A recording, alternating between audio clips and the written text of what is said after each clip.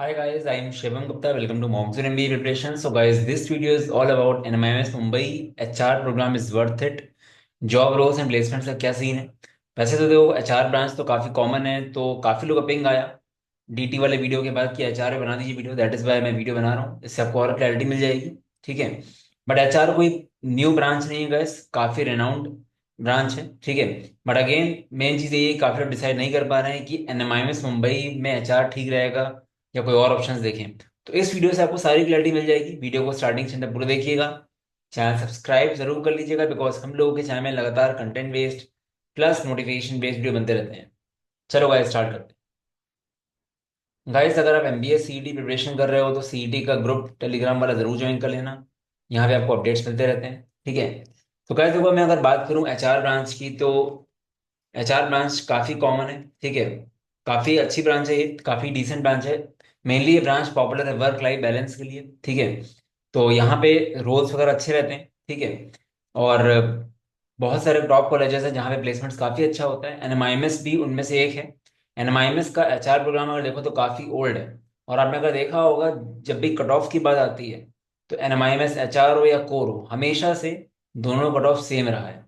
दोनों cut off इसीलिए same रहा है बिकॉज दोनों ब्रांचेस को ऑलमोस्ट इक्वल माना गया है, इसलिए कट ऑफ भी सेम रहा है। ठीक है।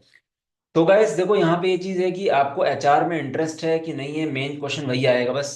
अगर मैं एनएमआईएमएस एचआर की बात करूँ तो डेफिनेटली मैं टोटली रिकमेंड करूंगा, बिकॉज एनएमआईएमएस मुंबई आप जा रहे हो, टीयर 2 कॉलेज है। उसमें भी जो आप ब्रांच ले रहे हो वो भी काफ़ी साल से चल रही है। ठीक है। तो सारा का सारा क्वेश्चन बस यहीं पे आएगा कि आपको एचआर में इंटरेस्ट है। अगर आप न्यूट्रल हो, एचआर में ले सकते हो, तो भी मेरे अकॉर्डिंग आपको एनएमआईएमएस मुंबई जाना चाहिए। एनएमआईएमएस मुंबई का एचआर कब छोड़ना चाहिए कि मिल गया नहीं लेना है, वो कब होगा? वो तब होगा जब आपको टीयर 3 कॉलेजेस, काफी लोग के पास टीयर 3 कॉलेजेस के ऑप्शन हैं, जैसे आईबीएम बैंगलोर, एनएमआई टापनी हो गया, केजे हो गया। ठीक है। वहां पे उनको कोर मिल रहा है। तो उस केस में आप जाओ जब आपको लगे कि आपको हमेशा से फाइनेंस करना था, मार्केटिंग करना था, आपका स्टार्टिंग से ही वो है, आपने एक्सपीरियंस भी लिया है उसमें, फिर आपको एनएमआईएमएस एचआर मिल गया। एनएमआईएमएस एचआर तभी छोड़ो जब आपको कभी एचआर करना ही नहीं था। ठीक है। तो आप छोड़ दो, क्योंकि देखो अगर आपको हमेशा से फाइनेंस करना था तो ऐसा नहीं कर सकते कि आप एनएमआईएमएस मुंबई के नाम पे एचआर ले। वो गलत हो जाएगा, क्योंकि आपको लाइफ टाइम एचआर करना है। ठीक है। और मैं ग्रोथ की बात करूं तो डेफिनेटली ग्रोथ डिपेंड करती है मेनली कॉलेजेस से कि कौन से कॉलेज से आप कर रहे हो। बट अगर मैं ओवरऑल ब्रांचेस की बात करूं, कॉलेज को साइड में रख दूं, तो एचआर का ग्रोथ मार्केटिंग फाइनेंस से डेफिनेटली कम होता है। ठीक है। फाइनेंस में आपको जो ग्रोथ मिलती है वो अलग लेवल की होती है, अगेन डिपेंड करता है कौन से कॉलेज से कर रहे हो। ठीक है। अब इसको ऐसे कंपेयर मत करना कि फाइनेंस आप कर रहे हो टीयर 4 कॉलेज से और मुंबई से एचआर कर रहे हो तो 100% एचआर में ही ग्रोथ मिलेगी। कॉलेज मैटर करता है। बट अगर मैं कॉलेजेस को एक साइड कर दूं, कॉलेज सारे सेम है मान लो, तो ग्रोथ सबसे ज्यादा फाइनेंस मार्केटिंग में रहती है, एचआर में कम रहती है। बट एचआर में वर्क लाइफ बैलेंस भी देखा गया है कि होता है। ठीक है। आपको बहुत ज्यादा 12-13 घंटे ऐसा काम नहीं करना होता है। ठीक है।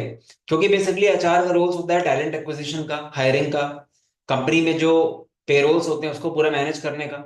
तो इनडायरेक्टली आप ऐसे बोल दो कि एचआर का डायरेक्ट कंपनी के रेवेन्यू से बहुत ज्यादा रिलेशन नहीं होता है। ठीक है। कंपनी कैसा कर परफॉर्म कर रही है, उनको उससे रिलेशन नहीं होता है। उनका मेन रिलेशन क्या होता है एचआर का, कि जो रिक्रूटमेंट है उसमें पार्ट करते हैं, इंटरव्यू लेने जाते हैं, वहां पे जो एक्चुअल जो कंपनी है वहां पे पूरा मैनेज करना है, पे आउट्स वगैरह, सैलरीज वगैरह वो मैनेज करना है। फाइनेंस मार्केटिंग में क्या है कि आप डायरेक्टली कंपनी से कॉन्टैक्ट में हो। आप जैसा परफॉर्म करोगे, प्रेजेंटेशन दोगे क्लाइंट को, अगर आप फाइनेंस में भी हो तो आप एक तरह से कंपनी ग्रोथ में पार्ट लेते हो, फाइनेंस में, मार्केटिंग में, एचआर, फाइनेंस में, मार्केटिंग में, ऑपरेशंस में, इन सब में। बट एचआर में ऐसा नहीं होता है। इसी वजह से इसका ओवरऑल ग्रोथ बाकी सबसे थोड़ा कम होता है। बट ये भी मैटर करता है कॉलेज कौन सा है। अब मैं ऐसे लोगों को भी जानता हूँ जिन्होंने टीयर 2 कॉलेज से एचआर किया और आज 50 लाख के पैकेज में है। ठीक है। मेरे रिलेटिव ही हैं, उन्होंने एसटी में चार्टी से एचआर में किया था। उनको हो गया टाइम 2012 में किया था, बट 4-5 साल बीच में ब्रेक भी किया है, जॉब नहीं करी है। बट अगेन अभी 50-60 लाख के पैकेज में है। तो ग्रोथ मिलेगी डिपेंड, बट आप अगर कंपेयर करोगे उसको, उससे तो फिर नहीं मिलेगी। और कंपेयर क्यों करना, अगर आपको फाइनेंस मिल रहा हो एमबीए में, एमआईएमएस में, तो आप फाइनेंस में जाओ। ठीक है। मतलब वो चीज़ है।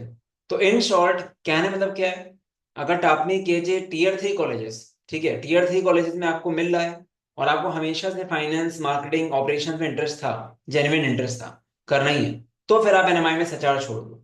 अगर आप 1% भी इंटरेस्ट दिखा सकते हो उसमें, तो मैं बोलूंगा 100% यहाँ पे जाओ। क्योंकि गाइस मेरे टाइम पे 2020 में पास आउट हुआ था। उस टाइम पे भी लोगों को, कुछ लोगों को तो काफी अच्छा पैकेज लगा था, 15-16 लाख का पैकेज उस टाइम भी लगा था।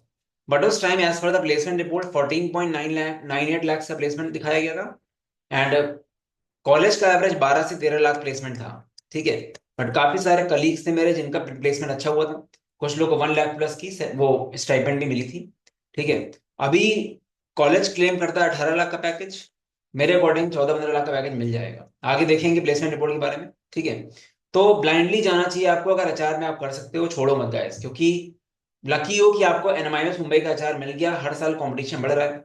आपने खुद देखा है कि एनएमआईएस में कैसे इस बार हुआ है। मैं ऐसे लोग को जानता हूँ 266 मार्क्स में 9400 वेट लिस्ट है।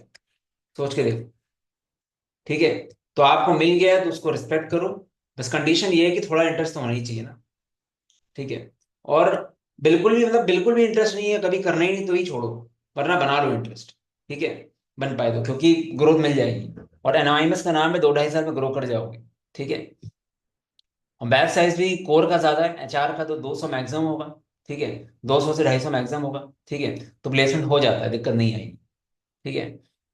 तो मेरे ख्याल से क्लैरिटी आ गई इसमें। अब ये प्लेसमेंट रिपोर्ट देख लेते हैं एक बार। तो गाइस इस बार 2024 की रिपोर्ट है, 25 की नहीं आएगी, थोड़ा बढ़ेगा ही प्लेसमेंट, ये 20 लाख के अराउंड चला जाएगा। बट हम यही मान के चलेंगे 2024 का रिपोर्ट। एवरेज सीटीसी 18.64 लैक्स है। ठीक है। और आप मानो कि 14-15 लाख का पैकेज तो आराम से मिल जाएगा आपको स्टार्टिंग में, जो कि बहुत डिसेंट है। इवन ज्यादा मिल जाएगा। मैं मिनिमम बता, मतलब कम से कम बता रहा हूँ कि डिसेंट रहोगे। देखो आप खुद देखो, टॉप 10%, और ये गैस सही होता है, मैंने खुद देखा है। मेरे बैच में 250 बच्चों को 20 लाख का प्लेसमेंट मिला था उस टाइम पे। एचआर से नहीं, ओवरऑल बता रहा हूँ। तो होता है गाइस ये चीज। टॉप 10%, मतलब अगर आप टॉप 20 स्टूडेंट्स में हो, ओवरऑल 24 लाख का पैकेज मिल सकता है। ठीक है। ऐसा कुछ करो कि गैस एटलीस्ट टॉप 40% बैच में तो आ जाओ, कि 20 लाख की पैकेज ले जाओ, तो अच्छा है। ठीक है। तो मिलने को अच्छा परफॉर्म करोगे, 18-19 लाख भी आराम से मिल जाएगा, क्योंकि आधे बैच को 21 लाख मिल रहा है ऑलमोस्ट। ठीक है, वो चीज़ है। तो मेन तो, बाकी तो देखो कम्युनिकेशन स्किल्स का पूरा गेम है, एचआर में होता ही यही है। प्रेजेंटेशन स्किल्स, कम्युनिकेशन स्किल्स, और आप कन्वर्ट करा है आपने तो आपका होगा, तभी आपने कन्वर्ट किया है। ठीक है। तो अच्छे से 2 साल बिल्कुल लग के करो। ठीक है वहां पे। और पैकेज लेके जाओ 20 लाख का, और ब्रांड है, ग्रो कर जाओगे 3-4 साल में आराम से। ठीक है। तो मेरे अकॉर्डिंग छोड़ना नहीं चाहिए अगर मिला है तो। ठीक है। बाकी देखो फीस हर कॉलेज की ज्यादा है। आप तो फिर भी टीयर 2 कॉलेज में दे रहे हो फीस 35 लाख। लोग 25 लाख दे रहे हैं टीयर 3 कॉलेज में, जिसका ब्रांड भी मैं नहीं मानता हूँ है। बट ऑप्शन नहीं तो लेना पड़ेगा। जो ब्रांड है टॉप 25 कॉलेज का ही है। एक वाव वाली फीलिंग इसी में आती है। आपको जिंदगी भर अपने ऊपर प्राउड रहेगा कि यार हमने एनएमआईएस मुंबई से किया है चार। ठीक है। वो होता है गाइस। और उससे आपको आगे बहुत कॉन्फिडेंस मिलेगा, आगे जो भी आप करोगे कॉन्फिडेंट रहोगे आप। ठीक है। वो बात में बाकी कॉलेज में नहीं आ पाती है। ठीक है। तो वो चीज़ है। 27% बैच पीपीओ से प्लेस हो गया। 200 में से 54 बच्चे मान लो आप, उनको पहले ही मिल गया प्लेसमेंट। तो अच्छी बात है। ठीक है। बाकी ये 24 की रिपोर्ट है। 25 की रिपोर्ट में ये 20 लाख हो गया होगा, और आप जब निकलोगे तो और ज्यादा हो गया होगा। बट आगे का मैं लेके नहीं चलूंगा, अभी मैं आपको ये बता रहा हूँ। और वैसे भी थोड़ा सा अपने आप को कम मान के चलो तो आपको अच्छा रहेगा। Under promise over deliver. ठीक है। आपके टाइम पे आपको 20 लाख, जब आप निकलोगे तब तक तो ये हो गया होगा 23-24 लाख। पर हम क्यों बात बात करें उसकी, हम अभी की बात करेंगे। ठीक है। तो अभी माइंड में फिगर रखो आप 14-15 लाख, और मेरे अकॉर्डिंग अगर टॉप 25 कॉलेज जा रहे हो, 15 लाख 14 लाख कुछ बहुत मैटर नहीं करता, ग्रो कर जाओगे आप। बस अपने ऊपर स्किल में फोकस करो। आप अपने आप को ऐसा बना लो कि जो भी इंटरव्यू निकालो वो बढ़िया हो जाए, मतलब जो भी इंटरव्यू में बैठो। ठीक है। सारा गेम अपने ऊपर है गाइस। कॉलेज से प्लेटफॉर्म देता है। ठीक है, आपको अपॉर्चुनिटी देगा। आपका कॉम स्किल्स, फ्लुएंसी सब होना चाहिए। इंटर प्रेजेंटेशन स्किल्स, क्योंकि आपको करना ही यही सब है, आपको हायरिंग करनी है, आप खुद इंटरव्यू लोगे सबके। तो ये सब होना चाहिए। ठीक है। तो इन सब में अगर इंटरेस्ट है तो बढ़िया है, बाकी और देखते हैं आगे। कंपनीज की गाइस ऑलमोस्ट सारी कंपनीज आपने देखी होंगी। ठीक है। कोई भी ऐसी कंपनी नहीं है, मतलब सब कंपनी रेनाउंड ही है डेफिनेटली। ठीक है। और गाइस जितना पैकेज अगर दे रही है तो बड़ी कंपनी जनरली देती है, स्टार्टअप्स भी देते हैं, ऐसा नहीं है। ठीक है। Guys roles: HR development partner, HR consultant, recruiter, corporate HR, talent growth analyst, senior research analyst, बहुत सारे रोल्स होते हैं जो एनएमआईएमएस में आते हैं। ठीक है। तो गैस यहाँ से क्लैरिटी आ गई है। तो एनएमआईएमएस एचआर हमेशा जाओ। बस तब मत जाओ जब आपको कभी भी लाइफ में एचआर करना ही नहीं था, आपको हमेशा फाइनेंस मार्केटिंग करना था, तभी आप वहां पे जाओ। ठीक है। ये चीज़ है। अब मेरे ख्याल से क्लैरिटी आ गई होगी। और फीस का मत देखो, क्योंकि फीस हर कोई ज्यादा दे रहा है, हर साल बढ़ेगी फीस। अभी 35 लाख, अगले साल 38 लाख हो जाएगी। ठीक है, वो बढ़ेगा ही बढ़ेगा फीस। सो ऑप्शन नहीं कोई। वो ROI आप आज से 6 साल 10 साल बाद अपने आप को देखना कहाँ पे होगे। ठीक है। बाकी गाइस MBA CET में 8 9 दिन बचे हैं। मैं कोर्स तो खैर रिकमेंड अब नहीं करूंगा। ये 10 full length mocks you can check out, दे दोगे तो अच्छे से हो जाएगा। बाकी कोर्स मैंने 7 डेज का प्लान पूरा दे दिया है, एक फोल्डर बना के, उसको आपको बस करना है 9 दिन तक। 25 30 वीडियोस में पूरे दिन बैठ के 8 8 9 9 घंटे वही करना है आपको। ठीक है। वो उन लोग के लिए जिन्होंने कर लिया है, बाकी अब इस टाइम पे लेने का मतलब ज़्यादा नहीं है, वो 9 दिन बचे हैं। कोई 10 से 12 घंटे अगर दे सकता है पर डे तो ही उसके लिए वर्थ इट रहेगा। ठीक है। बट जनरली मैं थोड़ा मना करूंगा। करने वाले करते हैं, बट जनरली 10 मॉक्स 500 के हैं, आप मॉक्स जरूर दे सकते हो भी अगर आपको देने हैं तो। बाकी guys JBMS MHRD MSc finance का GDPI का कोर्स हम लोग लॉन्च करने वाले हैं लास्ट ईयर 14 कन्वर्ट से, अपने यहाँ से। हर फोर्थ बंदा जो वहां पढ़ रहा है मॉक्स का है वो। ठीक है। बाकी result 187 was the highest in CET। कोई भी एग्जाम उठा लो गाइस आपको अच्छा रिजल्ट मिलेगा। इसका रीजन यही है कि वैरायटी क्वेश्चन टाइप हमने सब करा दिया है। बाकी गाइस MBA प्लेटिनम कोर्स 22,000 का है। अगले साल अगर देख रहे हो तो डेफिनेटली ट्राई करो। इसको देखोगे तो अच्छा रहेगा आपको। अगले साल अप्रैल तक सब कुछ कवर्ड है इसमें। और यहाँ पे 2 USP हैं। पहली USP है क्वांट्स प्लस एलआरडी, ये एक कोचिंग नहीं, 2 कोचिंग का पार्ट है। क्वांट्स एलआरडी मॉक्सों से बोधी प्रेप VRC। ठीक है। जिससे आपको सारे सेक्शन स्ट्रॉन्ग मिले। और दूसरी चीज क्या है गाइस, बैच साइज बहुत छोटा है लाइव क्लास में। बहुत ज्यादा से ज्यादा होंगे तो 50 स्टूडेंट्स। ठीक है, आगे जाके। अभी तो कम ही है, बट वही है। तो बैच साइज अगर छोटा होता है guys, तो तुरंत की तुरंत आपके डाउट्स क्लियर हो जाते हैं, तो आगे डाउट्स फाइल अप नहीं होती हैं। ठीक है। और सब कुछ डिटेल में कवर्ड है। हम लोग का तरीका ऐसा पढ़ाने का कि हम लोग सारी वैरायटी सब कुछ क्लास में ही करा देते हैं। बाकी गाइस 18 फुल मॉक्स 999 के, बट अब मतलब नहीं, 18 मॉक्स का 10 मॉक्स 500 के दे सकते हैं। बाकी गाइस 1000+ स्टूडेंट रिव्यूज हैं हम लोगों के। ठीक है। उसको आप चेकआउट करो।